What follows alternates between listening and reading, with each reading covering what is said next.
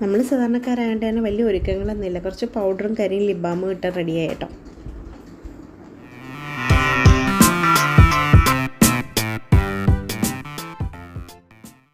ദിവസം ഒന്ന് പുറത്തു പോകണമെന്ന് വിചാരിച്ചിട്ട് ഇന്നാണ് കേട്ടോ സമയം കിട്ടിയത്. നമ്മൾ കണ്ണന് സ്കൂളില്ലായിരുന്നു, പിന്നെ കൂട്ടത്തിലാണെങ്കിൽ അമ്മയും കൂട്ടി കേട്ടോ.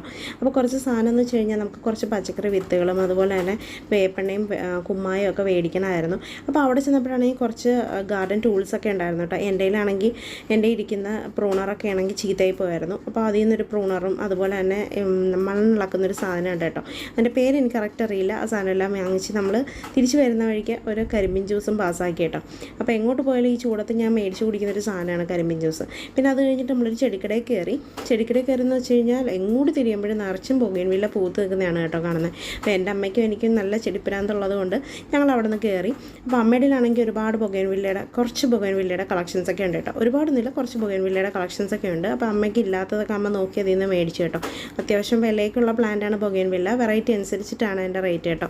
അപ്പോൾ അങ്ങനെ കുറച്ചൊക്കെ വാങ്ങിച്ചു. കൂട്ടത്തിലാണെങ്കിൽ കണ്ണനും ബഹളം വെച്ചിട്ട് അവനും 2-3 ചെടികളൊക്കെ എടുത്തു കേട്ടോ. അവന് എന്നെപ്പോലെ തന്നെയാണ് കേട്ടോ. ചെടികളൊക്കെ ഭയങ്കര ഇഷ്ടമാണ്. വെള്ളം ഒഴിച്ചോളും, വളം ഇട്ടോളും, ഒരു കുഴപ്പമില്ല. അത്രയൊക്കെ ഉള്ളൂ. ടാറ്റാ.